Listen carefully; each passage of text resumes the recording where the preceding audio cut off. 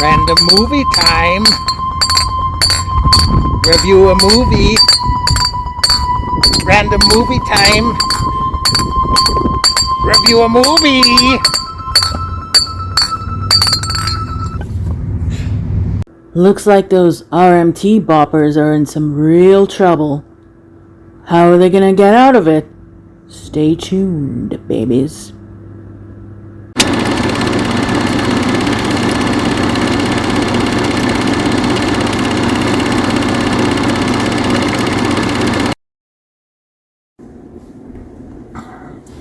Hello, and welcome to Random Movie Time. Today's feature is the 1979 crime thriller The Warriors, directed by Walter Hill, starring Michael Beck, Deborah Van Valkenburgh, and David Patrick Kelly. This movie tells a story of a gang named the Warriors who have to fight their way home from the Bronx back to Coney Island after being falsely accused of killing the most powerful crime lord in New York City during a big gang summit. Well, Shannon, what did you think of this movie? Well, yeah, it was good. It's classic. I mean, it's it's a cult classic. I think it's one of the few cult classics that actually did really well in the box office first time around. I think I read it took in 14 million or something in the first little week there. So, I mean, it did really well. Definitely really striking visuals. Beautifully shot. When I was watching this film, I felt it was like a hero's journey. And the DJ, narrator type lady in it, who is played by Lynne, Thigpen, if you don't know who that is, I knew her from Carmen Sandiego first, but she's been in lots of things. She struck me as like a Greek chorus in a ancient Greek play, and strangely enough, after I looked up the history of this movie, it is based on a novel written in the 60s by Sol Yurick, who based it loosely on an ancient Greek story. And there's a lot of elements like that. Temptations on the way home, threats.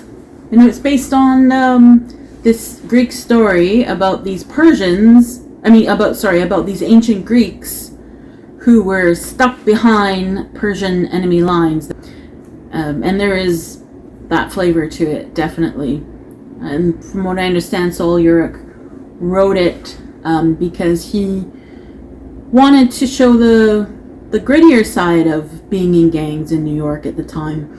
In the 60s, there was West Side Story, that sort of thing. And Sol Yurick being I think he was a social worker in New York at that time. He dealt a lot with gangs. And he wanted to really show what it was like to be in a gang at the time. And I think it really came across in this movie. I think it was really well done. I love the soundtrack. The soundtrack is amazing. I mean, the acting was a bit bad sometimes. And I wondered if sometimes it was supposed to be like that, but I mean, for once, that was incidental to me. It was just such a visually stunning movie, and the story was intriguing, and you get what they're trying to get across. So a little bit of bad acting every now and then really didn't ruin the movie for me at all. And how about you, Tommy? Well, I really like this one. I thought it was a home run. Yeah, this is a movie I've been watching since I was a kid. It's played on TV a lot. Apparently, when it came out in the cinema, it would actually cause riots because, gangs were interested in this movie, finally a movie from the gang's point of view rather than just sort of showing the gangs as being the problem. And so rival gangs would end up sitting in the theater next to each other, so of course fights would break out. And after a while, I think the studios pulled it. They were like, okay, there's a little bit too much violence going on here, so they just sort of stopped promoting it. It still found its way. It still found its way to becoming a cult hit, just because, you know, it was so good. It did very well, you know, at the drive-ins, at the grindhouses, at the midnight movie showings, and it made a lot of money because it didn't cost a lot to film. The acting was weird sometimes. I do think that they were actually going for like over the top, very, operatic, sort of very comic book feel too. That's what Walter Hill, the director, always said about it. He was like, I wanted it to be a living comic book. You know, he knew that gangs didn't really wear costumes that exaggerated or weird. But he just wanted to make this sort of, hyper stylized version of New York City. And I think he did a good job at that. My favorite actor in the movie, I'd have to say, is David Patrick Kelly, who played Luther, the leader of the Rogues. Now, he's the one who murders Cyrus. And Cyrus was the big gang leader that was trying to get all the gangs to work together. And so Luther is the real villain in the movie, and he blames it on the Warriors. And at first the Warriors don't even know, why are all the other gangs out to kill us? But it was because he pinned that murder on them. And he's such a scumbag, and he was also great as a villain in the Arnold Schwarzenegger movie Commando. And if you're John Wick fans, you might remember him as Charlie the Cleaner in the first two John Wick movies. So really, really good character actor. Apparently the thing with the bottles was all improvised. That was just sort of a last minute thing they added. But yeah, I think this movie has great atmosphere, great music, as you said, really snappy editing for the 70s especially. It feels like a very modern movie the way it was edited, and with the music and everything. Like there's never a dull moment in the movie. So yeah, I'd have to say that it's, over the years, I've always liked it, but over the years I think it's sort of become one of my favorites.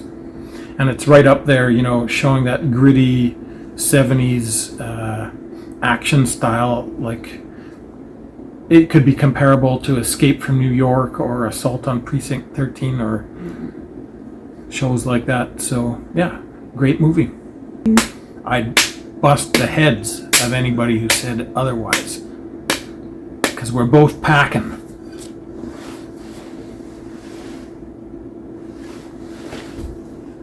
You Lizzies really know how to bring the heat. You're not going to let those boppers walk all over your turf. Hell no! Hell no. So how many baseball bats out of 5 would you give it? I give it 3.5 baseball bats. I really appreciate this movie. It's really, really well done. As I say, the acting sometimes was lacking for me, and that's part of the reason why I marked it down. But it was also partly because I did find it a bit ridiculous at times. I know it's supposed to be that way, but I felt it was a bit over the top, too over the top for me sometimes, and it did drag a little bit sometimes for me. But yeah, I mean, I can't argue with the quality of this film. So I do recommend it. If you have not seen it, definitely check it out. And what about you, Tommy? How many baseball bats? I would give it 4.5 out of 5. I really like it. The only thing that I don't like about it was the character of Mercy. Now, she was the girlfriend of one of the orphans, which is a minor gang, and they have to cross their territory. But the first time we meet her, she tries to get the Warriors killed. Like, she's just, needling the orphans, like, why don't you kill these guys? They're on your turf. And I can't believe that, you know, Michael Beck's character, Swan, falls for her. Like, to me, I was just like, get rid of this chick, man. She was just bringing them down. She was awful. I'd rather take my chances with the Lizzies than spend a half hour with Mercy. But anyway, other than that one character, which sort of brought down the vibe of the movie a little bit, I think it's pretty perfect. Right on. Well, there we have it. The Warriors, 1979. Pretty good movie, and you shouldn't have to rumble too hard to find a copy of this movie. It's pretty popular.